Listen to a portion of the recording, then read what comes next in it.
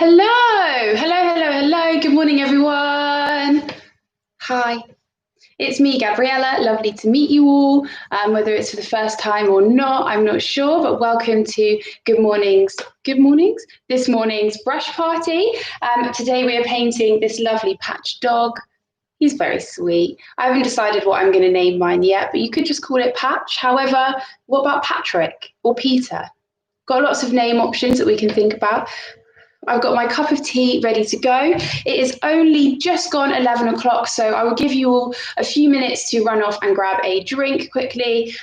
In terms of paint, I've got primary colours and black and white, but you don't actually need blue for today's painting if you don't want to use blue. However, remember that it's your painting, so if you want to change it up at any point and use different colours, if you want a green background, a blue background, a pink dog with a purple scarf, there is absolutely no limit. You can change whatever you fancy. So I have got black and white, and then I have the three primary colours, and what are they, everyone? Yellow, red and blue. As I said, I won't be using the blue today because I only need the red and a yellow, but if you've got the blue and want to use it, go for it. There is a live chat down the side of the screen, and all you need to use that live chat is a Google account. So if you've got a Google email, you can log in on that live chat and just say hello, introduce yourselves. And you can also use that live chat to ask me absolutely any questions whilst we're going through the party. If you want to ask about how to mix any colours, any techniques, you want me to show you something again, do not worry, there is no silly questions, so just ask me on that live chat. You're all most welcome. So I've got my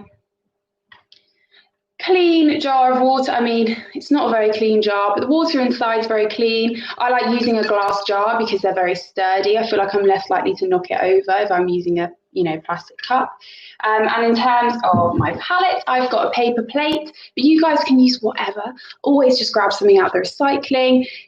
Plastic's quite good because the acrylic doesn't absorb into it. So if you have any of those plastic punnets that you use for like veg, etc., they're perfect. I rinse them out and use them. I've also got a bit of kitchen roll. So something to put your paint on, primary colours and some clean water, and I'll show you what brushes I'm using today. If you guys are looking for any painting stuff, any brushes, canvases, paints, then we have them all on our website. So you can head over to brushparty.co.uk and have a peek on there if you want to order any brushes. So I'm using 3 brushes today. I am using the large chisel brush, a Brush Party favourite. We love this one. It's this big flat-edged brush and it's perfect for covering large areas. Just use whatever you've got if you've got something similar. So I've got this one, big one. And then I've got a small chisel brush. So it's that same shape, but it's a little baby one. And this is absolutely perfect for doing all these little flicky details where we do the hair and the fur. So it's really good for that. So again, anything small with a flat edge, go for it. And then last but not least, I just have a little round brush. This is quite a big one, actually. This is number 12. You could go for maybe a number 6 or an 8, but as long as you've got a pencil-like detail brush that you can do the nose and the eyes with, you're all set up to go. So 3 brushes, primary colours. Are we ready to go? I hope so. So the first step is the background. The background is nice and simple. It's quite a nice opportunity to sort of blend colours together. It's this really exciting mottled sort of yellows and orange. As I said, you don't have to do the background the same colour. You make sure you make it however you want to make it, but I'll show you guys how I mix these colours. So start off with your yellow. Grab my yellow. And what I'm going to do is I'm actually going to put 2 blobs of yellow on my palette. Next to each other, but not touching. So I'll show you what I've got. 2 blobs of yellow on my palette there. And then what I'm going to do is I'm going to add a little bit of red to one of these blobs. So we've got a yellow and an orange. Whoop. Like so. Oh, look, it's running. This way. So yellow, and I put yellow with a squirt of red. Notice how they're not touching each other because I want them to stay separate. And then I am just going to go for it. So we're using the large chisel brush first. I want to make sure that my brush is nice and clean. I've given it a good swish in the water. There's no extra paint on there that doesn't need to be on there. And then I'm going to just dab it really gently. So how I like to dab my brush is like this. I just like to press the side of the brush into the paper so it collects all the water sort of running down the sides, but the end of my brush still stays damp. And I'm going to start picking up just the yellow, and I'm just going to go for it in the middle. Just go for it.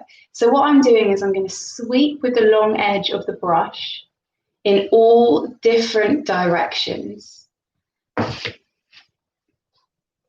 So I'm sweeping back and forth, but I'm going in all different directions. So I'm going up, down, left, right. See how it's all different ways. And what we're going to do is we're going to build this up with the yellows. And then as we go, we're going to add little bits of red and orange.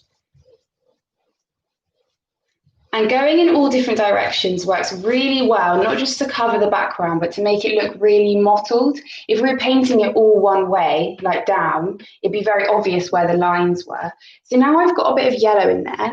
I'm going to pick up a bit of this red and yellow, just a tiny little bit, and work it over here. So they're very bold right now. There's a big difference between those colours. So I'm just going to grab a bit of the yellow again and go over the top and blend it in. And the trick is to work quite quickly, adding little bits of orange to your yellow and then yellow back in over the top, remembering to keep a damp brush. So every now and then I'm dipping the very tip of my brush in the water and then tapping off the excess. So for anyone that has just joined us, hello and welcome. We've only just started, and what I've done is I've put a blob of yellow on my palette and then a blob of yellow with a bit of red to make an orange. In fact, I'll mix it together a bit so you guys can see. It comes out very dark. And then as I'm painting, I'm sweeping my brush in all different directions to create this kind of mottled effect that we're going to build up across the whole canvas. And it doesn't matter where you start, you can go top to bottom, you can do it completely randomly, just as long as the canvas is covered. If you're getting any of these kind of little speckly white dots on your painting, that just means that the canvas and the paint is very dry. So the paint is kind of, it's revealing the texture of the canvas. And the way that we avoid that is just dipping the very tip of your brush in the water and tapping off the excess. And that really helps the paint to fill in those gaps. I'm picking up yellow now. I've put down some of that bright reddy orange. And we want to use more yellow than the orange in this background because we still want it to be nice and light. We don't want it to be too red. We just kind of want these areas of kind of mottled red and orange.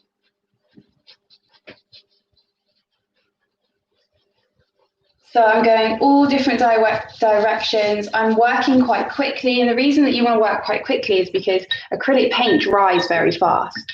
So when you're blending colours together like we are now, it only works when the paint is damp and wet. So I put a bit of water on my brush, dabbed off the excess, and I'm going back in with the yellow, working quickly so that the paint stays wet and I can blend it all together.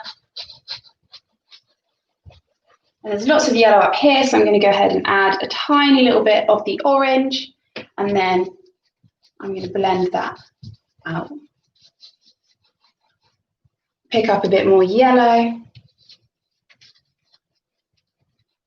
And when you go all different directions, it's kind of okay that you can see the brush marks. So I should show you guys what I mean. So you can see where I've been sweeping the brush around, but there's just no kind of defined lines.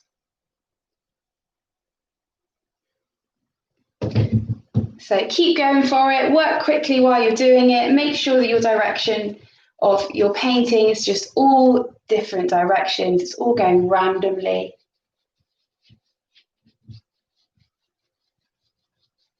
Make sure that my brush is damp So I'm just dipping it in the water and then squeezing off the excess paint, because we really don't want our brush to be dripping, because that will make the paint run down the canvas. But it does make a huge difference just having a damp brush. A bit more red up here. And then back in with a bit more yellow. It's really fun to play around with this. I really like this background as a way of starting the painting off, because it gives you a kind of a good bit of blending practice, but you don't have to be neat or precise. You know, we're not blending dark to light. We're just experimenting with how the paint moves around and what kind of different colors and effects that we can get with it.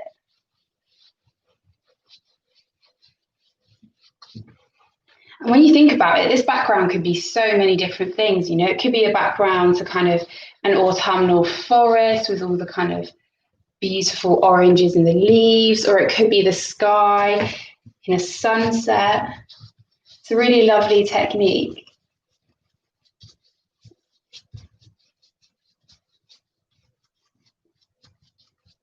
So I'm nearly there now. I'm being really quick with my brush strokes, really trying to move the paint quickly, sweeping in all different directions. In fact, I need a tiny bit more yellow. So see how we've got that exciting mold effect, but it is still mostly yellow and orange. It's not too dark red, because we do want our Patch the Dog to really stand out.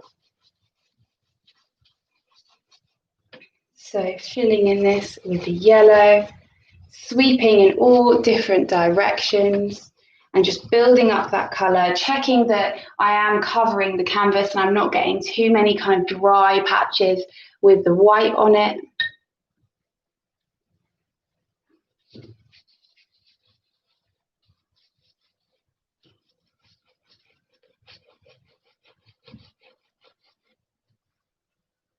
A little bit of red over here.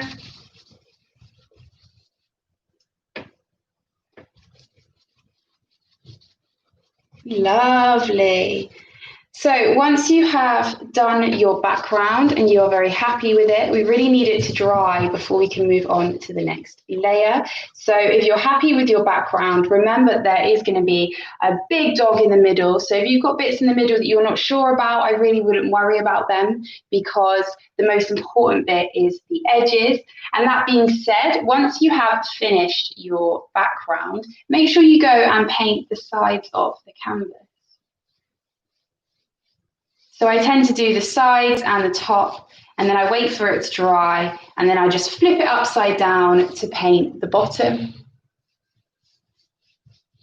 It just looks really good and much more complete when the edges are painted. See, that looks lovely, as opposed to that side that looks not finished. So make sure you take some of your lovely bright orange and yellow around the edges of your canvas when you have finished with your background. So I'm really pleased with that background. I'll give you guys a close up and then give you a few minutes to carry on with yours. Show you there.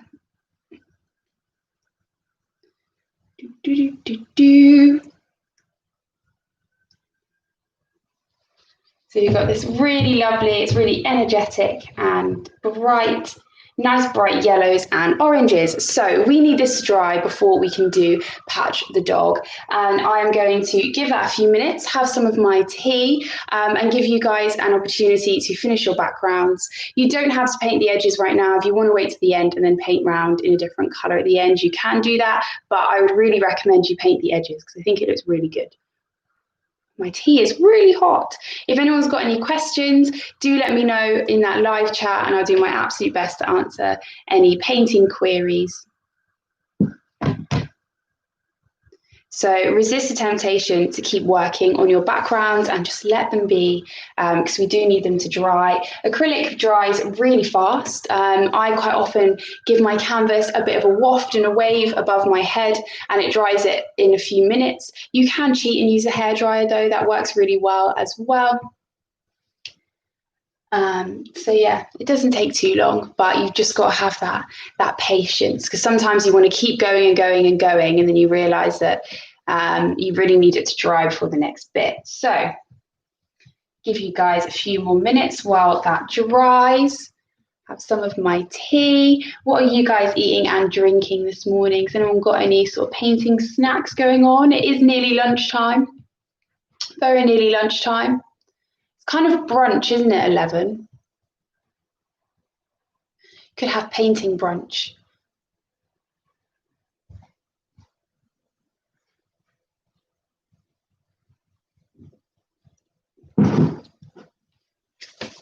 Fabulous. So mine is getting there actually. It's kind of sticky. I can feel that it's tacky and it's starting to dry. So in a minute I will give it a wave and then we can start to map out our dog in the middle. I really like Patch's little neck scarf.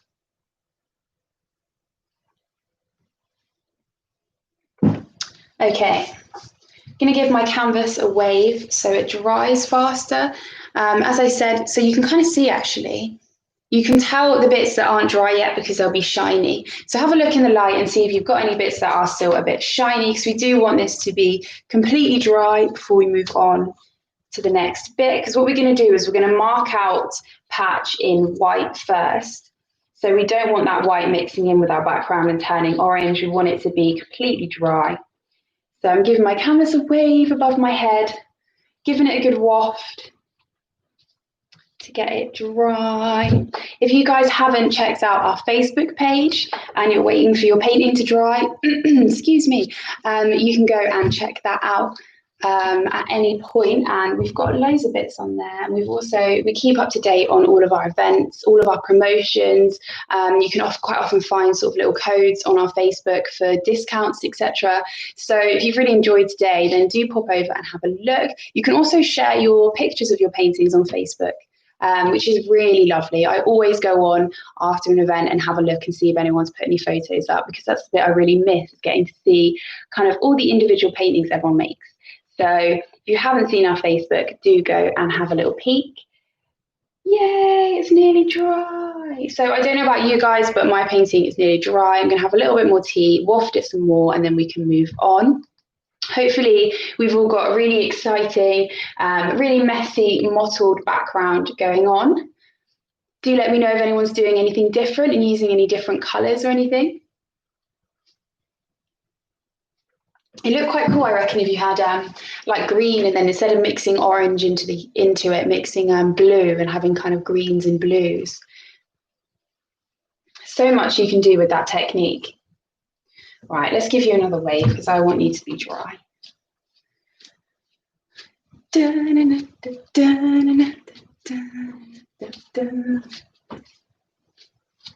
So nearly there. It's just got a couple of little bits that are a little bit sticky.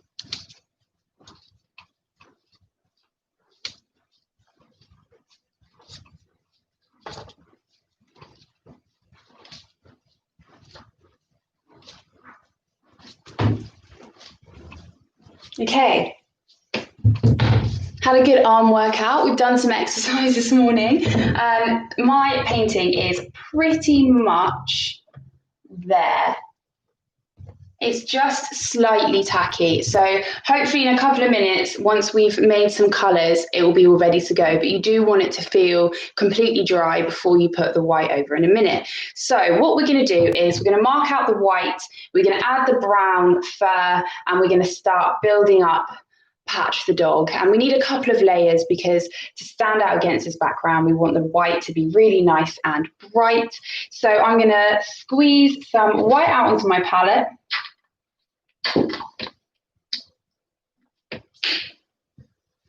And then I'm going to mix red and black together to make a brown. Now I've got plenty of red left over from where I squeezed some out earlier, so I don't need to use too much. And you don't want to make too much of the brown because you don't need loads of it. My black paint wouldn't go. But you want to use way more red than you use black. So I'll show you how much black I am using to make my brown paint. So here is the red here. just on the edge of my orange there, and that is the black I am adding to it. So it really isn't very much. And the reason for this is because the black is so strong, it just comes out way too dark if you add any more than that. So I've just added more red and a little bit of black to that orange colour we used for our background. So if you've got a bit of that orange left, bit of red, tiny bit of black, and then as you mix it together, you'll see it turns into a deep kind of reddy, maroony browny colour, which is exactly what we are after. So let me show you guys. There it is, a lovely deep brown. That's what we're going for. It's a really nice red brown. So I've just added a bit of red and then a tiny bit of black to that orange that we made at the beginning. If you haven't got any left, just add, just put red and a little bit of black together and you're going to get the perfect colour. Excellent. So I've got white, I've got brown. We are going to need a bit of red in a bit, but we're not going to need that right now. So the first thing I'm going to do is just mark out the face and the chest, the two white bits of Patch the dog. So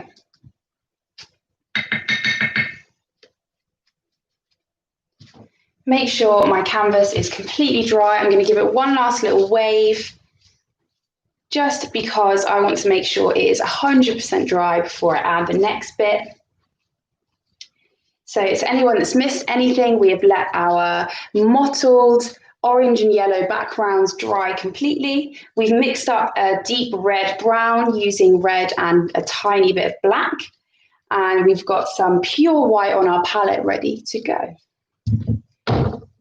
Yay, so that is perfectly dry now. I can completely rub my hands over it. Nothing's coming off. That's exactly what we are after. So I'm still using the large chisel brush for the next bit because we want to cover quite a lot of canvas. Patch the dog takes up a lot of space. It's the star of the show. So I want to use the big brush still. And what I'm doing is I'm picking up a fair amount of neat white. And if you're using our canvas, it's about a hand or kind of 4 or 5 fingers from the top that you want to just kind of mark a little dot, maybe a quarter of the way down. And then we're just going to draw a really loose circle. And it's really, really loose, like it doesn't matter at all if it is perfect or not, but we're just going to do a loose circle. And we want this circle to be quite big. We want it to fill quite a lot of the canvas. I want it to be bigger than your outstretched hand, at least. Because Patch is the star of the show. We want to make sure he's right in the middle, getting his airtime. So I've done a big rough circle. It really does not matter if it is not perfect. If you do want to draw around something or use a bit of string to help you get a better circle, then by all means do that. But I can tell you now, it does not need to be neat. It really doesn't matter. And then we're going to draw 2 little lines coming down from the circle. So Patch has got this white chest coming down in the middle and then black on either side. So we don't want to have it coming out too far, but we want it kind of coming out, say, maybe 4 or 5 fingers from the edge. So it kind of looks a little bit like a magic crystal ball right now, or kind of very tall snow globe. And that is exactly what we are going for. And once you've done that, I'm going to fill it in with the white. So we want to make sure that the paint in the background is completely dry so the white doesn't pick any of it up. And I'm just going to fill it in. I don't want it to be too lumpy. This is because I want this to dry before the next layer. So I'm trying to make it quite thin, but I'm using that flat edge of the brush again in a sweeping motion to cover the canvas. So the flat edge of the brush, I'm being really gentle and I'm sweeping the white over. I'm trying to make sure I get an even coverage without too many blobs. And this is because I want it to dry before we move on and add the next layer. So I don't want thick blobs of paint. So I'm really using the long edge of the brush to help me spread that paint around and make sure there are no thick lumps that are going to take a long time to dry. So I've done the bottom, and I'm going to do the same with the head. I'm going to fill in the top. It really doesn't matter how you fill it in, as long as you fill it in. I wouldn't worry right now about the lines being neat on the sides, because what we're going to do is we're going to add the brown in a second, and then we're going to add the white fur over the top when that's dried. So I'm starting from the middle of the circle, and I'm just sweeping outwards towards the edge, gently using that long edge of my brush to sweep the paint. Try not to get any kind of too thick blobby bits. If you see any kind of thick ridges or blobs of paint, just gently work them out with a brush. Just gently brush over them until they're kind of dispersed, kind of spread out a bit more, and that will help massively.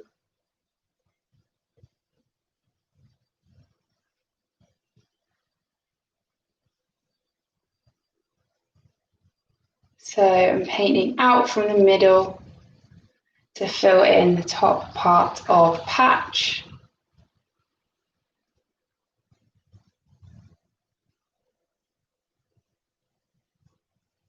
Lovely. So it's really rough. You can see parts of the background, and that's exactly why we've done it, is because if we just did one layer, it'd be quite patchy. So I want to do a white layer and then another one after that's going to be all hairy and textured. So I'll show you guys close up. I've got a couple of bits that I'm just going to work out. So can you see here where the paint's very thick and I've got these thick lines of paint? I don't want that because I want it to dry really quickly. So I'm just going to get my brush, make sure it is clean and I've dried it off, and I'm just going to gently go over them until they disappear.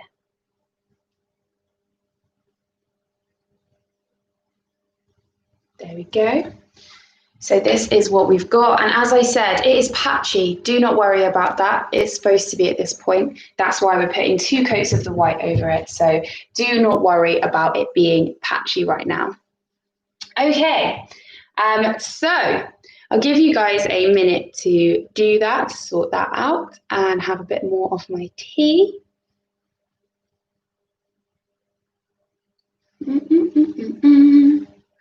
Cannot beat a good cup of tea. So once we've done this, we're going to move on with the brown, and we're going to do the brown fur around here and the tail. We're going to do the ears. And then hopefully by the time we've done that, the white is going to be dry here, and we can go back over and add that detail. And I'll just give you guys some time to do your snow globe crystal ball shape before we move on. As I said, it really, really does not matter that the circle is perfect. However, if you want it to be precise, you could draw around a bowl or a plate maybe. Would be perfect. A little plate would be a good size for that. So I'll give you guys just a few minutes, and then once you've filled it in, resist the urge to keep going and just let it be, because we really want it to dry in time.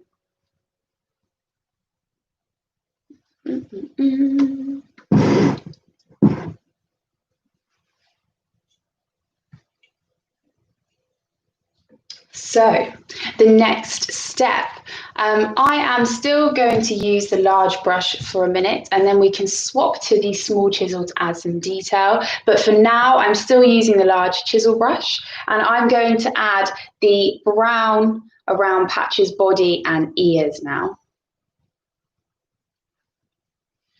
So I'm going to clean my brush off thoroughly, give it a good swish in the water, tap off the excess paint, give it a little dab on my kitchen roll, and then with a clean and damp brush, I'm going to pick up that brown colour that we made. So we mixed red with a tiny bit of black to make this really lovely warm red brown, and that is what we're going to be using. I'm going to grab some on the end of my large chisel brush. And I'm going to start off with Patch's body, I think. So This time I'm going to still sweep my brush on the side, but I'm going to sweep it just alongside the white.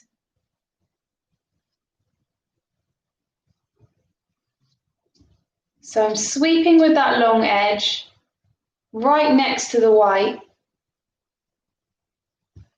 like so, and I'm going to do the same again because I want another couple. Brush strokes thickness. So I want it to start kind of smaller towards the neck and then get a bit wider towards the bottom of the painting.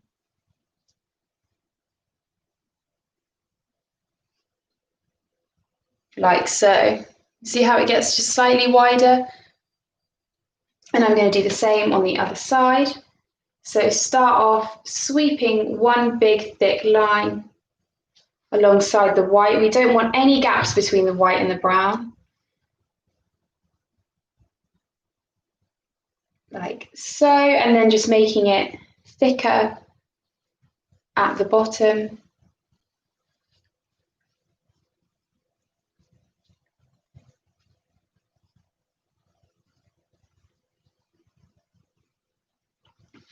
There we go. And now we've done that, we can make it look textured and hairy and furry. And the way to do that is we want to scrape the excess paint off our brush so that our brush is in a really good crisp shape.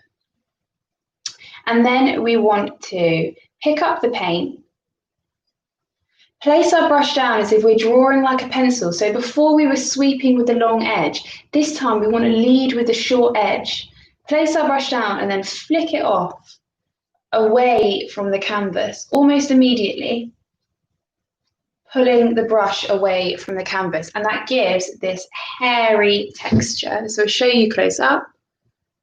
So what we're doing is we are, instead of sweeping with the long edge like this, we are turning the brush and leading with the short edge to give us a kind of more precise line. Make sure your brush is slightly damp, pick up a tiny bit of that brown and then scrape the excess off on your palette. And the reason we scrape the excess off is so that the brush stays in a good shape so we can get a nice crisp line.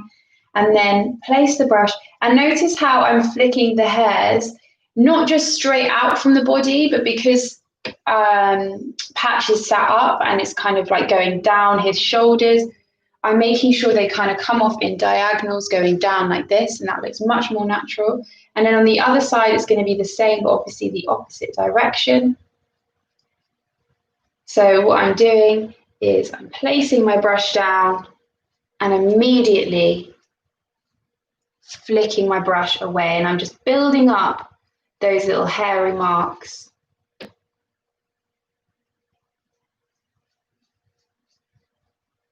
The whole way down, all coming out from his body. So placing the brush, leading with that short edge immediately, flicking away from the canvas. If you've not done it before or it's not working so well, do not panic. Just get a scrap piece of paper or a bit of cardboard out the recycling or something random and just test it out. Sometimes you need to just try it out on a bit of paper or on the back of something to just see, you know, what kind of marks you can make and how it looks. So if you're not so confident, do not panic. Just test it out on a bit of paper and you'll really quickly realize the technique that suits you. So we want to add the tail. So we're going to do the tail the same way. We're going to draw a line and then make it fuzzy and hairy using that technique. So the tail comes from about the middle of the left side of the body and goes diagonally up off the edge of the canvas. So I'm going to draw again with that short edge, like so. Fill it in so it's a thicker line.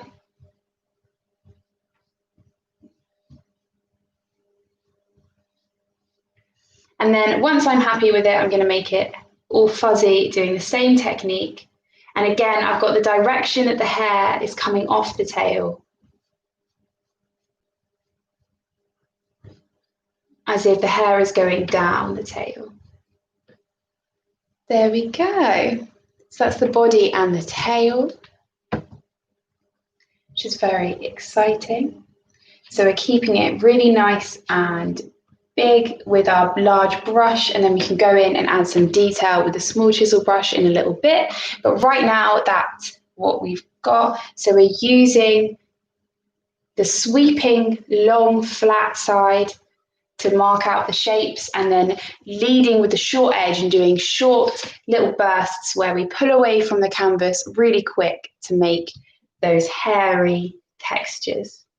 And it's up to you how tufty or patchy dog is. You can have the hair really long and tufty, you can have it short. It's up to you how you want it to look. I think the tuftier the better, personally. And while we're doing this, the white in the background should be drying nicely. Mine is sticky at the moment, which is perfect because we've still got other bits and bobs to do. So I'll just give you guys a minute to do that. Have a bit of my tea. If you haven't taken a progress photo of your painting yet, now would be a really good time, because right now it kind of looks like a hairy snow globe or something, or maybe a bit like a Yeti. I feel like it could turn into a Yeti at this point. So it could be anything. Why not take a little photo of your progress, just so you can show yourself later as well. And you can show off your progress and your techniques. So while you're waiting for any bits to dry, you could grab a quick photo. I'll show you guys, we're going to move on to the ears next. It's going to be the next step. So I'll show you guys that in a minute, but I'll just give you guys some time to finish off that fuzzy, hairy texture on the body.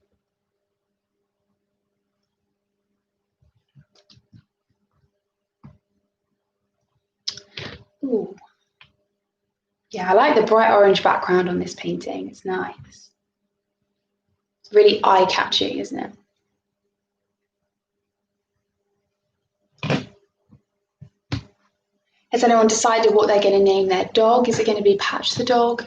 I quite like Patrick. Like Patrick. You could spell it like Patch Rick, couldn't you? Yeah, I might call my dog Patrick. It's a good dog name. So hopefully we're all in the same place where we have some kind of big snow globy crystal ball in plain white, and then we've given it a fuzzy jacket and a tail in black, not black, sorry, brown, which we mixed black and red together to get.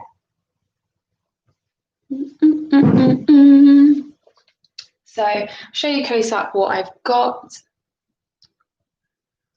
That's how it's looking so far. So now I'm going to add the ears in brown. Again, I'm going to use the large chisel brush for this and then add some detail in the small chisel brush later. If you find that your big brush is too big and it's not really, you can't get the shape right, swap to a slightly smaller one for the ears, because if you haven't got the exact same brush, I can understand that a big one might be quite difficult. So if it's not working, do swap your brushes. Do never feel like you have to stick to the same one as me if you find one works better for you. So my brush is clean and damp. I've picked up some of that brown. We want the ears on our dog to be quite high on its head. Human ears are halfway on your head, but dog ears are always kind of, sticking up the top of their head. So we don't want the ears too low down, otherwise it's going to kind of look a little bit like our dog's got headphones on. We want them to be coming up out of the top bits of our dog's head up here. And we want to draw them at first just like two C shapes, like teddy bear ears. And I'm just drawing them really roughly right now.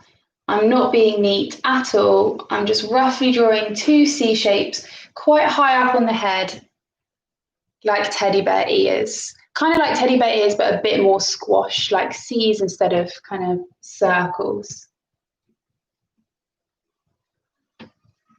So I'm trying to make them roughly the same size. As you can see, they're not identical, and that is completely fine.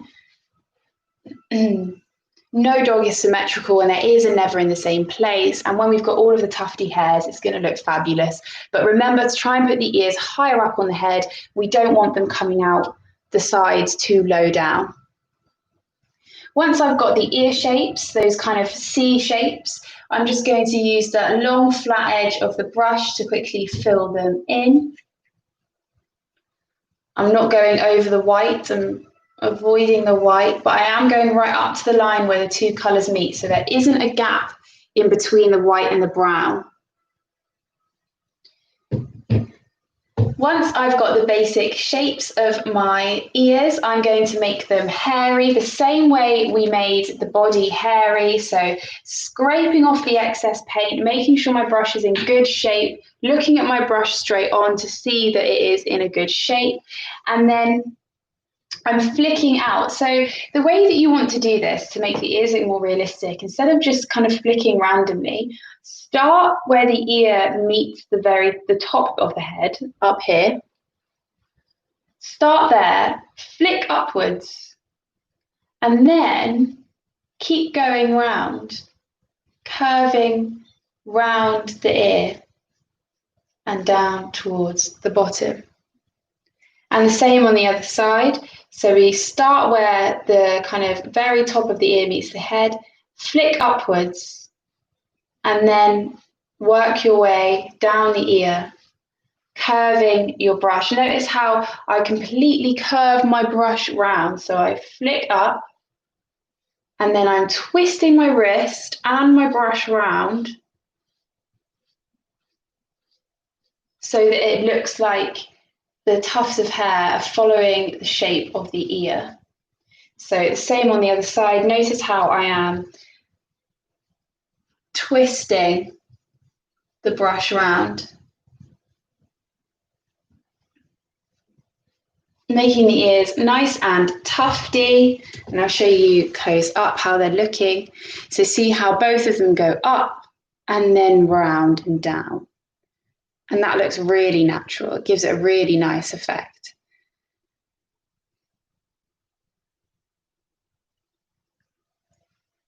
Excuse me. So it's starting to come together now, isn't it? It's sort of starting to look a little bit more like a dog and not like a crystal ball. So, oh, excuse me, I need some of my tea. I'll give you guys a minute while I recover and have a bit of tea. If you've got any questions, do let me know. Pop my brush back in the water for now. So while we've been painting those brown bits, the white on my crystal ball has almost completely dried, which is absolutely perfect. That's completely what we are going for. We want it to be completely dry for the next step.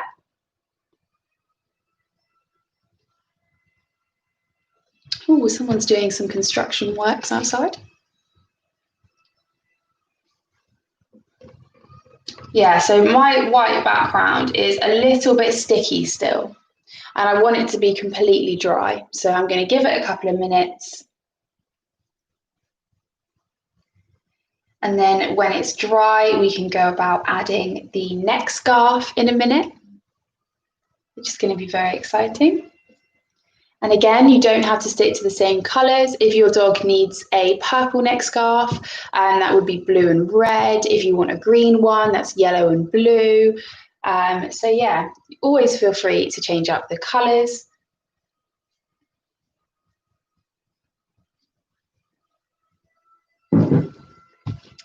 Right. It's nearly there. It's nearly there, but it's not quite there. I'm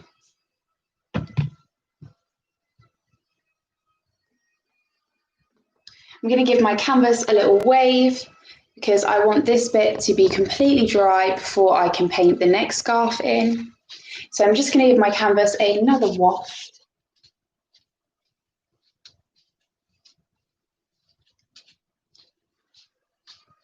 I feel like if I painted this at home with my dogs, they'd be really offended. They'd be like, what dog are you painting? Why aren't you painting me? Has anyone else got dogs at home getting jealous that they're painting other dogs?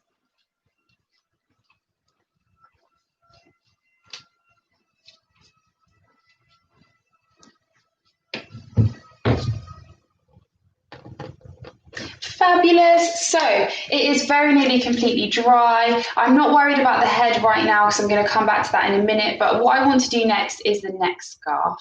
So I want these bits to be dry so I can paint over them. So give your canvas a quick wave over your head. You can even make it into a dance routine, or you could have a canvas waving competition. There are many options here. You could wave and sing a song. But yeah, wave your canvas around to get that nice and dry.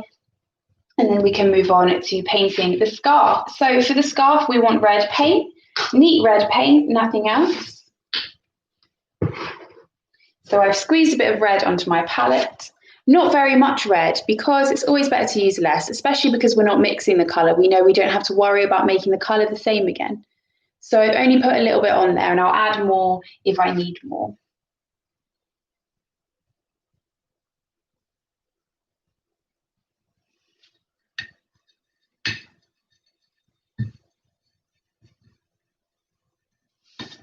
So I'm going to swap to my small chisel brush to do the neck scarf, just because I find it a bit easier to outline it, and then I might fill it in with the big one, but I like outlining it with the smaller brush. So my brush is clean and damp,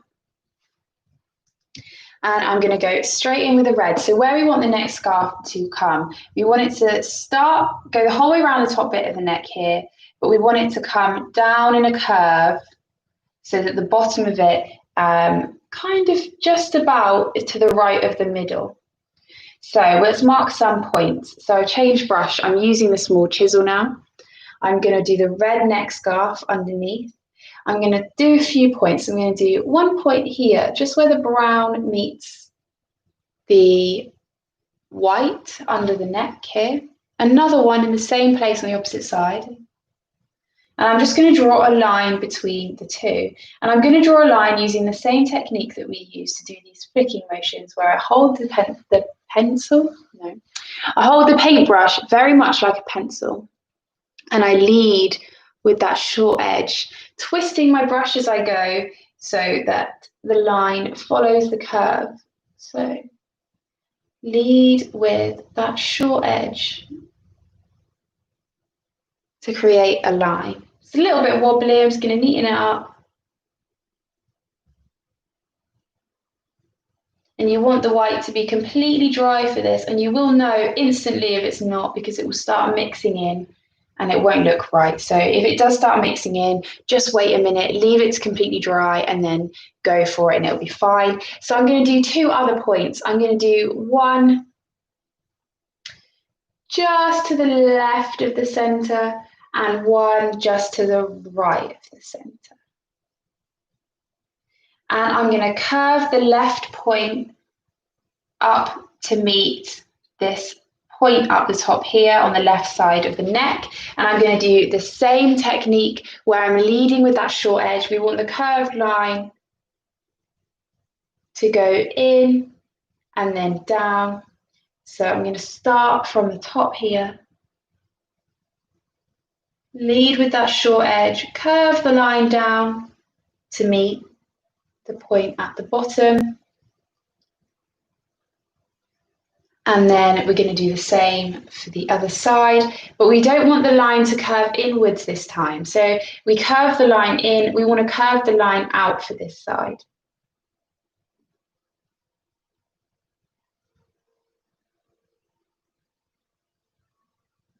There we go. So notice how on the right hand side the line curves out and down, and on the left hand side it comes in towards the middle of the shape. So we've got this kind of slight curve coming down here, and that is absolutely perfect, because that would be like a triangle at the end where he's got his little bib. And then I'm just going to fill that in with pure red, sweeping with the long edge of the brush. I'm actually not going to swap to the large chisel because I like the small chisel for how precise it is. So I'm starting at the bottom, going right to the very bottom, and then gently sweeping with that long edge of the brush to move the paint all the way up to the top of the neck. We really don't want any blobs if we can avoid it. We want to try and get the paint as kind of smooth and even as possible. So if you see any of those thick ridges of paint, just gently paint over them.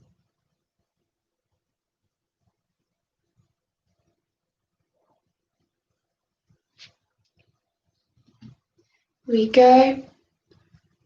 Show you close up how that looks. See how I've really tried to keep it very smooth and evenly painted.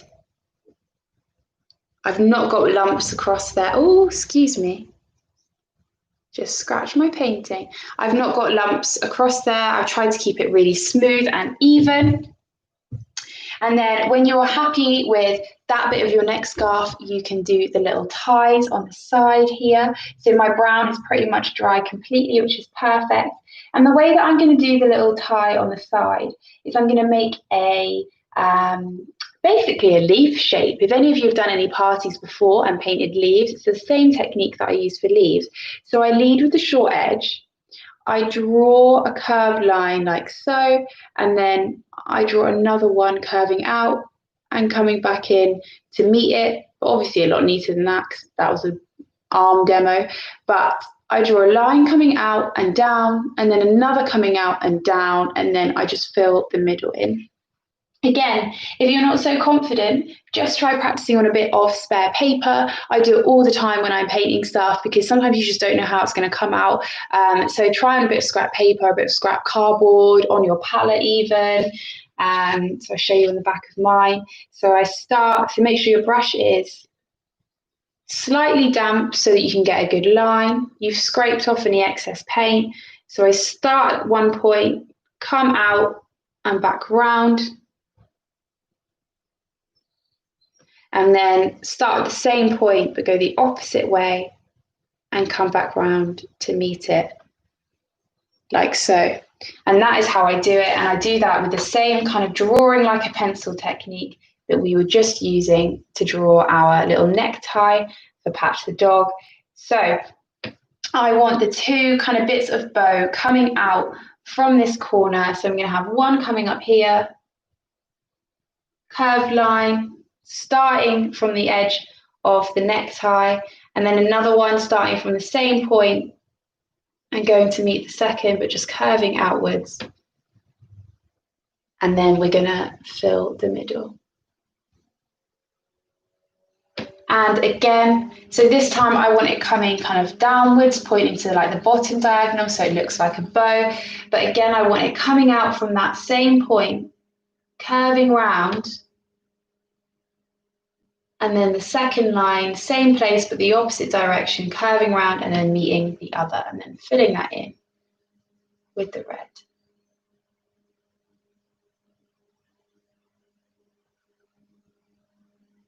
And that is his necktie. It's very sweet. So we want this to dry before we can add some white dots. But now that we have done our necktie and the brown all around the outside, the white background that I have done is nice and dry. So we can start adding some details and some fuzzy furry marks with the white, which is perfect. So I'm going to stick with the small chisel brush. I have a bit of my tea. I'll give you guys just a minute to finalize the red on your necktie. So we've not done the dots yet. I've just got the red marks and filled that all in. And now I've done that, I'm going to give my chisel brush, my little chisel brush, a really thorough wash. My water's a really orange colour now. Really good clean. Make sure it is nice and clean.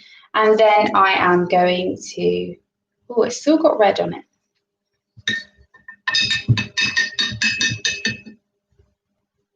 That's better.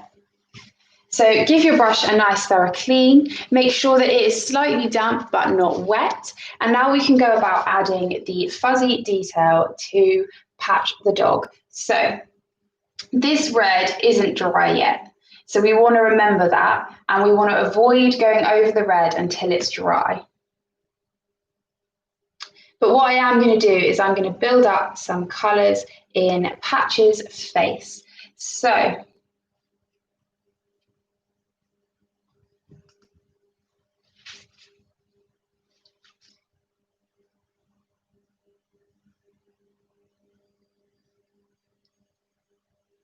I'm going to start with the brown marks on Patch's face, and then I'm going to move around them with the white. So nice clean brush. I'm going to get a bit of that brown, and we're using the same technique we use with the large brush where we're placing it down and flicking really quick, but we're just using the smaller brush so it's a little bit more detailed. So I'm picking up the brown. Now it's up to you where you have the patches on your dog's face. If you want your patch to just have one big eye patch, that's okay. You can give him a few. I've got 3, so I'm going to stick to that. So let's start with the patch at the top of the head. So the way you want to do it is you want to just imagine everything is coming from this point in the middle, and all of your furry marks are splaying out from this point in the middle. See how on my example the fur is all coming out from the middle and it looks really good. That's how we want it to look. So imagining those lines, I'm going to make a patch up here at the top. And the way that I'm doing it is I'm leading with the short edge of my brush, and then as I get to the end of the line, I'm flicking my brush away really quickly to give it a little tapered edge.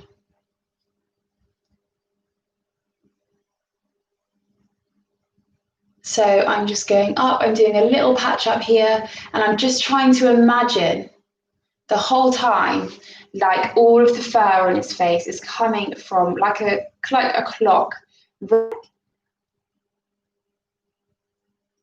So I'm really working on the direction of my brush marks, lifting my paintbrush away really quickly to give it that kind of fuzzy, furry texture. I'm going to do a bigger patch down the bottom right side over here. And again, I'm imagining like everything's coming from this point in the middle. So sometimes it's quite nice to maybe do a spaced out kind of line mark like this, so you can imagine the direction of all the lines coming from the middle, and then you can fill in the middle and make it thicker. And sometimes it's easier to do it that way to sort of map it out. So see how I'm placing my brush down and I'm immediately pulling it off the canvas really quickly to give that really soft, furry texture.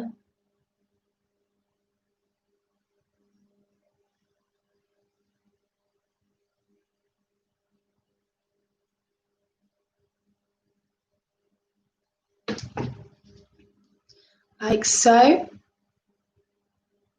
So you want to be really gentle with your brushing, and just gently flicking away from the canvas. Make sure that your paintbrush is damp and it's not too clogged with paint. If you're finding that you can't get a good kind of precise line, it might be that because when you're picking up your brush, it looks like this. It's so full of paint that it's like really wide and really fat, and it's not giving you a good thin crisp line. So just scrape the excess paint off and then look at your brush and check that it is all in a nice straight shape and it's nice and thin and not full of paint, and that'll make a big difference.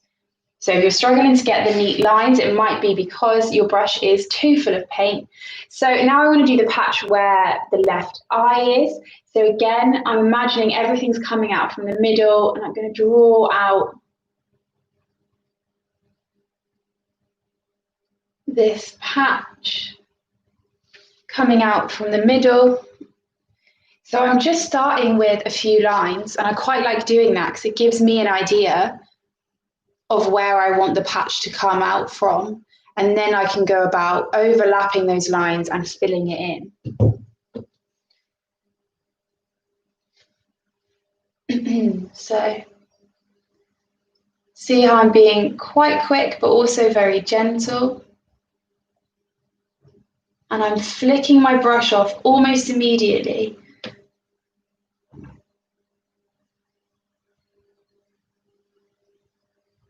I'm overlapping again and again and again so that this bit becomes solid colour, and then this just like all kind of fades out like fur.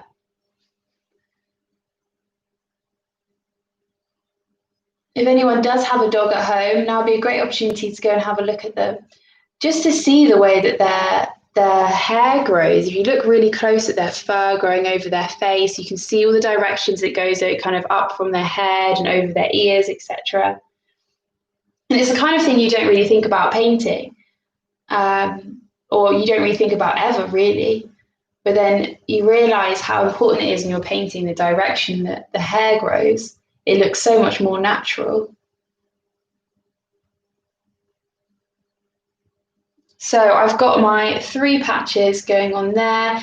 I would say it's up to you how many patches you have, but it does it really nice to have a big, bold eye patch. And I've made sure on my eye patch that it's got plenty of space. It's nice and big, and this bit's completely filled in. Keep touching my painting today. This bit's completely filled in so that I can put an eye on top of it and it's not patchy. So now I have got those brown patches in place. I'm going to go about adding white and giving this face some texture. So I'm going to brush off, give my brush a good swish. I'm still going to use a small chisel brush to add this detail. And we're going to add some detail down around Patch's belly as well. So my brush is damp but not wet. I've done my face patches, and now we're going to go in with white and make everything look more hairy and fuzzy, and we're going to go around the outside. So I might even start with the outside, or you could start with the middle. So I'm using that same technique of flicking my brush almost immediately. And I'm starting from the middle and working my way out from the center. I'm not overlapping the brown because it's not dry yet, so I don't want it to mix any in. In a minute, I'll grab a little bit, but right now we're just going around, imagining that all the hair is kind of coming out the center of the face, and we're putting these tiny little dashes in with the white, and I'm bringing it out past our outline so it looks really hairy. So you see how I'm building up all of these marks, starting from the middle. It's all coming from the middle, and then I'm giving the edge this really fuzzy, hairy texture. And we just want to build that up with the white. We don't want it too thick. We don't want the paint too blobby. As I get up to the ears, I'm going to go over the edges of the ears because we did those long enough that the ears are dry. So make sure you go over the edges of the ears. You go the whole way around the face and make all of this really fuzzy. Make sure you've got some white hair coming out the top of the head.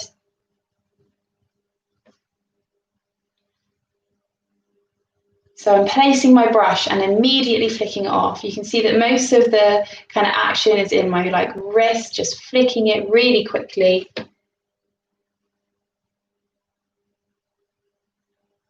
I'm not going over the brown bits that we've just painted because I want them to really stand out. Just adding some hairy marks all across. Now, as you get down to here, we also want to add white hair just over the edge of the scarf. It's because it will look more realistic, like the dog's kind of hairy chin is over the scarf, but we need to make sure the scarf is completely dry before we do this. So if it's not, just wait a minute for it to be dry, because it's not worth rushing it and spoiling anything. So I'm building up those hairy marks all over the face.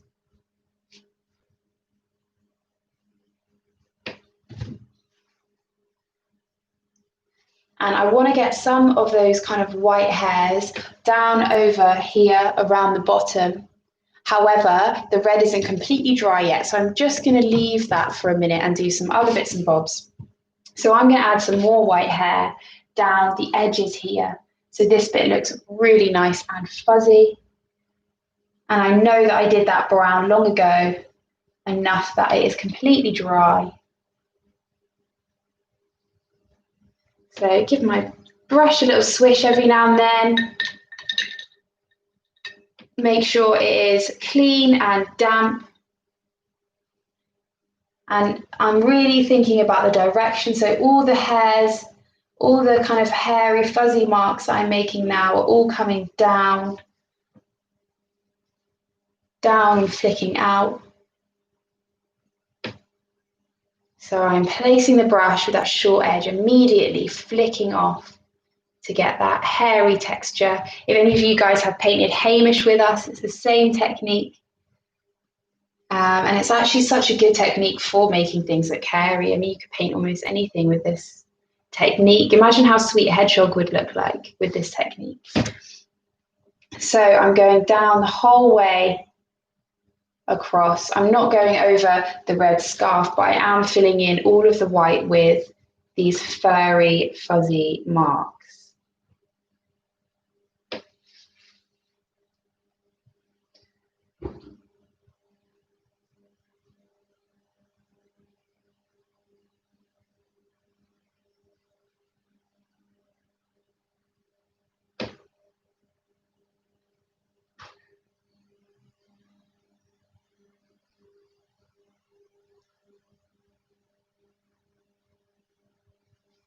Lovely. So the red on the top of my scarf is very, very nearly dry. So in just a second, I will go over and paint the white on the red, but I'll show you guys close up. So we've added that hairy texture all around our scarf at the bottom. And then on the face at the top, it's all coming out from the middle. And we've just really built up that texture, overlapped all of those brush marks.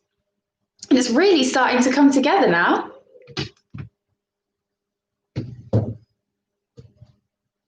It's starting to look good.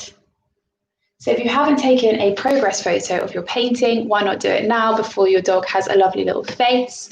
I mean, you could still guess what it is maybe, but yeah, it's always nice to take a few pictures as you're going. So if you haven't taken one in a while, why not take one now? So once you're sure that your red necktie is dry enough, I'm going to go around and add some white fur, just going over the top of the necktie. Oh, so mine's slightly wet there, and I've picked up a little bit of pink, but that's okay. I'm going to paint over it in the white.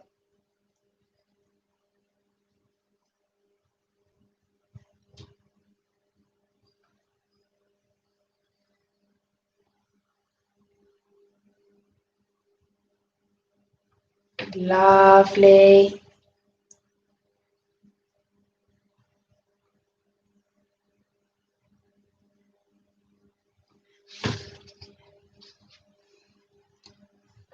There you go. So it does look really good just having the little bit of white hair. So it's not too much, but just a little bit along the edge. And it suddenly looks so much more kind of realistic and less stuck on the top. So when your red scarf is dry, make sure you get a little bit of white over the top of the red.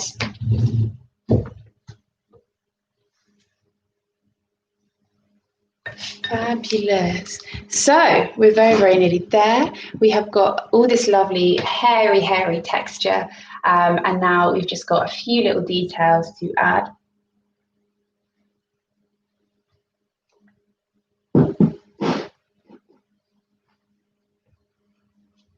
Our red neck scarf is very, very nearly dry.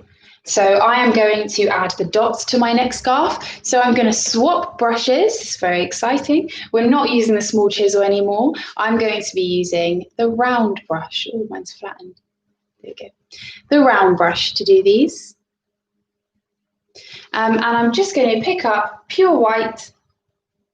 And I'm going to do a few big ones in pure white with the end of the brush. And then I'm going to turn my brush around and do some little dots in between. But let's start off with a few big ones in white. So I'm just drawing the dots as neatly as I can, and I'm not worried too much if they aren't perfect. I would say the same to you. If you do want to draw around something to get them perfect, you can definitely do that too. You could try like a little bottle lid.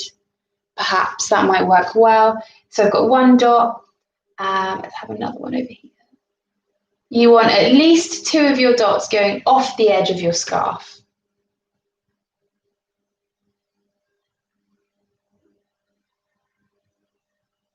Like so. And then I might have another one coming off the edge down here.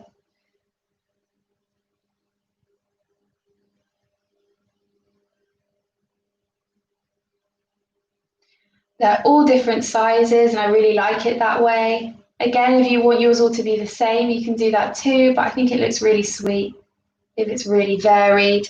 So I've got a couple of dots going off the edge, which I would really recommend. They are not perfect in any way, shape or form, but they do not have to be. And if you're ever doubting yourself, just take a step back and then you'll realize that no one else can see that tiny mistake that you've made.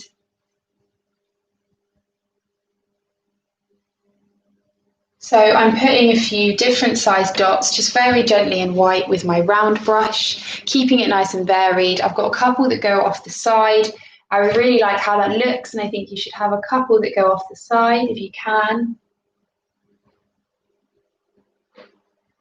Yay! And don't forget to put some dots on the little bows.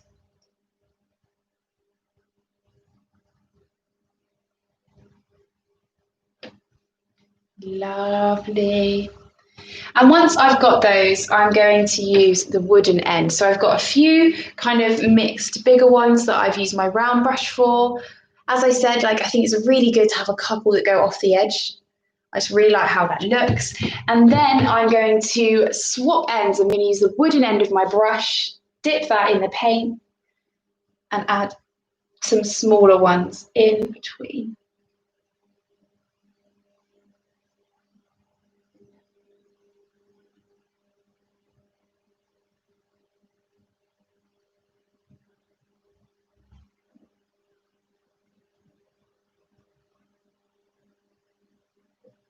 Don't forget to add them to the little bow ties.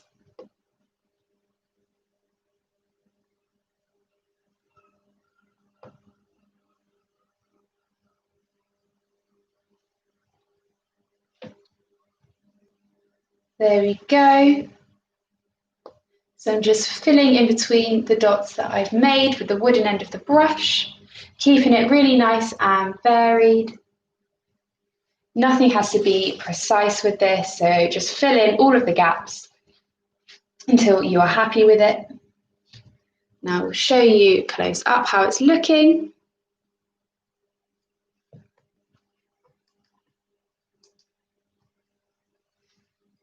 Splendid. So we're very nearly there now. There are only a few details to add. We obviously need to put the nose and the eyes in the face. But before we do that, I want to add a little bit more detail to the fuzzy hair on the side of the body. And then the very last step would be adding the nose and the eyes. So I'm going to head back to the small chisel brush, give it a really good wash. And I'm going to pick up some of that brown, but I'm also going to get a little bit more black because I want it to be slightly darker so we can see it. So I've got a little bit of black on my brush and I'm just going to add it to the edge of that dark brown we made to make a darker, deeper brown colour. So I don't want it to be black, but I want it to be quite dark so that I can see it against the red brown that we made earlier. So I'll show you guys what mine looks like. This here. So it's not quite black, but it is very, very dark. And we're going to add some more hairy detail to the ears and the tail and sort of the outside of the body using this dark brown colour. We don't need to use too much. Make sure your brush is damp and then you scrape the excess paint off of your brush so that your brush is in a really good crisp shape to get that line. And then just around the edges and over the top of that brown, we're going to add some smaller, finer details. So I'm just going over the top of that dry brown. I'm using the same technique where I'm flicking my brush outwards, And you don't need to do too many, but can you see the difference here where it's layered over the big brush and the brown? It looks really kind of three-dimensional. It's a lot more depth than this over here. So that's what I'm going to do, just kind of build up a few finer, hairier marks using that same technique where I'm leading with the short edge and flicking my brush, and I'm always remembering the direction. So I'm following the direction that I went when I did the original brush marks. I'm going down here and I'm keeping to that. And you can see the difference even from far away here. This bit looks so much more 3D than this bit, because just adding that darker color on the fur gives it so much depth.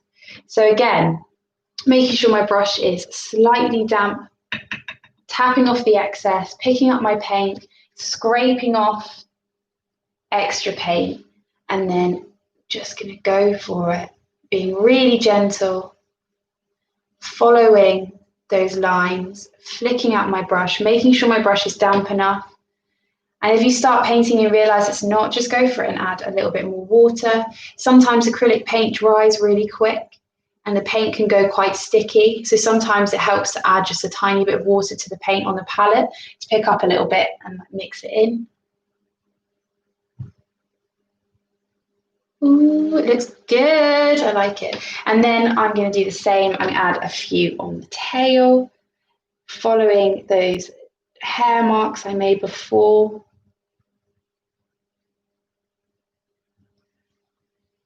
Lovely. I'm going to add some of those on to the ears as well. So remember what I said about the ears, how you start the top of the head going up and then you gently curve round and down.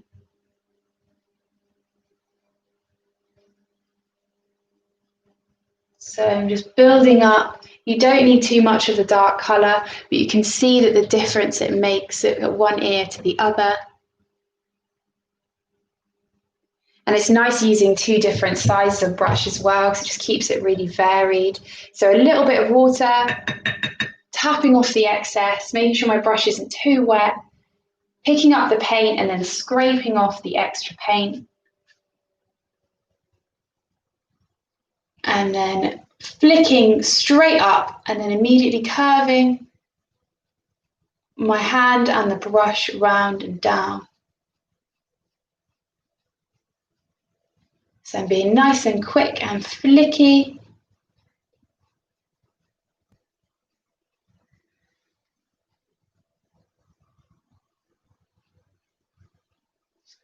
There we go.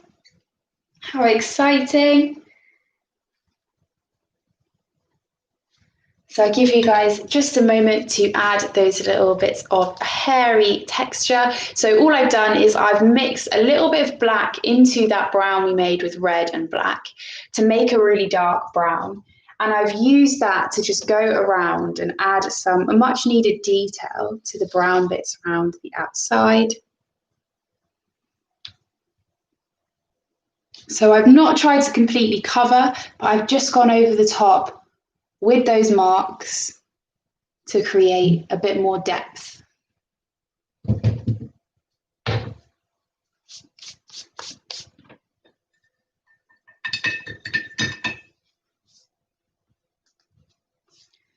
So very nearly there now. We need the middle of the face to be dry so that we can put the mouth and the nose on. So if yours isn't dry yet, it needs a few minutes. I'm going to give mine just a little wave, but yeah, we're very nearly there. It's really coming together. As I said, you guys can check out our Facebook for any more events if you're looking to do any more bits and bobs. We've got loads more coming up, and we've also got gift vouchers on our site as well. So if you know anyone that has been making stuff from home, or you haven't been able to meet up in a long time because of the quarantine, you guys could maybe paint from a distance together. We had quite a few of those, and that's really lovely when people can paint together from afar. So do check out our website and our vouchers on there, because we've got some good gift vouchers. Right, nearly dry, very, very nearly dry.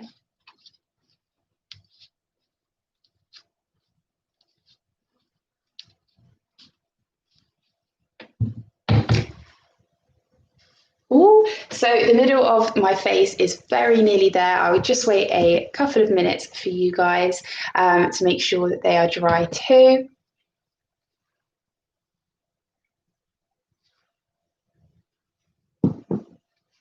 But it's pretty much there. The brown's definitely dried. It's just a few little bits of white. So do be careful, because when we do this brushing technique, sometimes it does have thicker bits. So I just really gently touch it with my hand to test it out, to see that it's all dry. Okay, so the final step is giving Patch the dog a lovely friendly little face. You can see he's got a lovely big shiny nose, big mouth and two little eyes, and one of them is in this brown patch here. So I like to start with the eyes first. You can start with whatever, but I reckon we should all do it together. So we're going to move to the round brush again, which is the pencil-like detail brush. So whatever detail brush you've got, grab it now. We are going to use plain black for this. So a neat black. Now we don't need much black, and my black, I've got loads left, but the lid is broken. So I'm actually going to just take the black paint from the lid here, and I would recommend that if you can't get any paint out, if you're using just plain black, it saves quite a lot of paint. So instead of tipping out a huge blob of paint I know I'm going to waste, I'm just going to pick the paint that is in the lid here, because we don't need much of it. So that's why I'm holding a tiny lid, because it is broken and I don't want to squeeze out too much paint. So if you are squeezing out your paint, try and squeeze just a really small bit for the black, because you really don't need much. So I'm getting a good little amount on the end of my clean, damp, round brush. And then I am going to mark out the eyes. Now, I like to mark them out first where they are, and then I like to paint the shape in better. So I'm just going to put them in as dots. Now, the first dot, so I kind of want the eyes to be in the top third of this circle. I know I want one of the eyes to be on this patch. So the first dot I'm going to do is going to be in the patch here. So nice blob there. Doesn't matter what it looks like. It's unneat right now, and that's fine. And I want the other blob, maybe 3 or 4 fingers gap in between. So I kind of put my hand here and roughly guess it's going to be about there.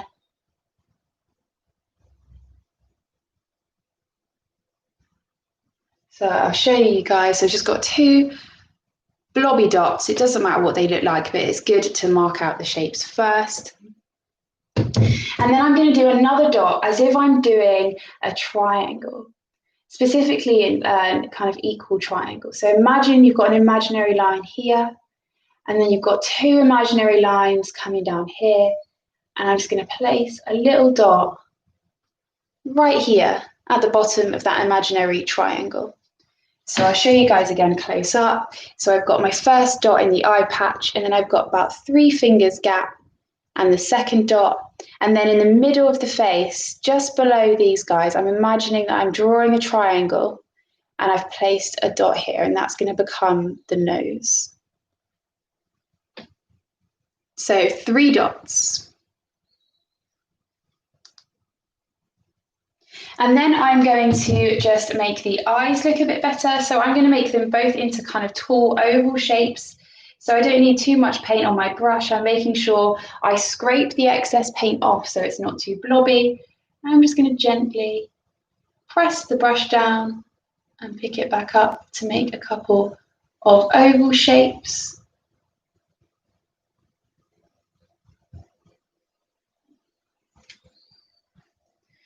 And the same here. It really does not matter that they aren't exactly the same.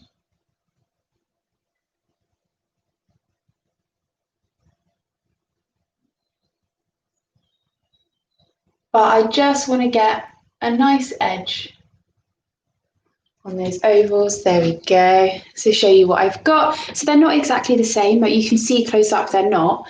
But when I hold it back here, you cannot tell. So don't worry about them being exact. And then we want to mark the nose, and the nose is a lot bigger. Instead of being an oval that's sort of sat up, we want it to be a big oval on the side. So I'm just going to go for it. Like a big flat oval shape. And then I'm going to fill that in. So kind of like a rugby ball, but not pointy on the ends. Is how I would do the nose. And then to do the mouth, we want it to look like a bit like a number 3 lying down, but a little bit more open. So again, I'm going to put a little dot just to point it out. I quite like with the mouth when it goes slightly off to the side. I think that looks quite sweet. So I'm going to do that on this one. So I'm just to the side of the nose. I'm going to put a little dot where the middle of the mouth is going to be. So it's really little. I'll show you guys there. And then from there, I'm going to gently draw a curved line. So I'm making sure my brush is slightly damp for this, setting up my brush because I know I want a really precise line and it's going to be hard to go over it again and again. So brush is wet, tapping the excess water off, picking up a little bit of that neat black. And then I'm just going to draw a gentle curve.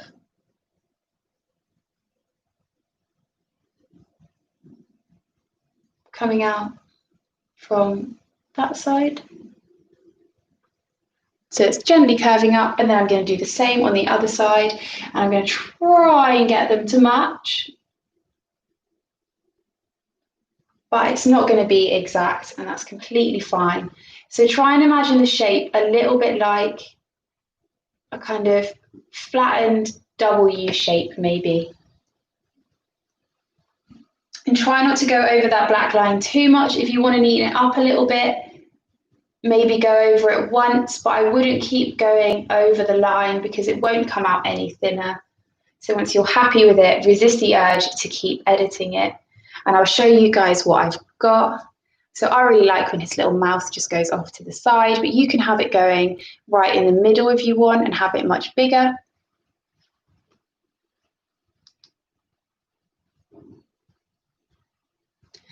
And once we have done that, the final step is to make the patch look more awake and alive. We're going to give him some little shiny bits on his eyes and his nose. So I'm going back to the wooden end of my round brush, to the wooden end. I'm going to pick up some white, and in the top right corner of both eyes, I'm going to do a tiny dot. So this is one oval, top right corner, tiny dot, top oval, top right corner, exact same place, tiny dot. And then the same for the top right corner of the nose, I'm going to give it 2 dots. So the top right corner on both the eyes and the nose, and suddenly he looks very much more awake and alive because his eyes are all shiny and lit up.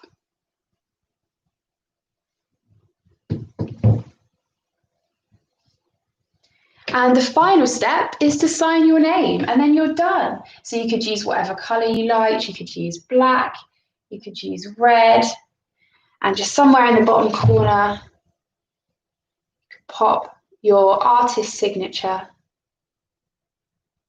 your initials or your name to sign it as your own. And that is the final step to patch the dog. And this is Patrick. Do let me know what you guys have called yours. I'm hoping you've really enjoyed it and that all made loads of sense. I'm hoping that you've kind of learned maybe a couple of new techniques that you didn't know you could do so well. So thank you very much everyone for participating in the party. I do hope you had a lovely time.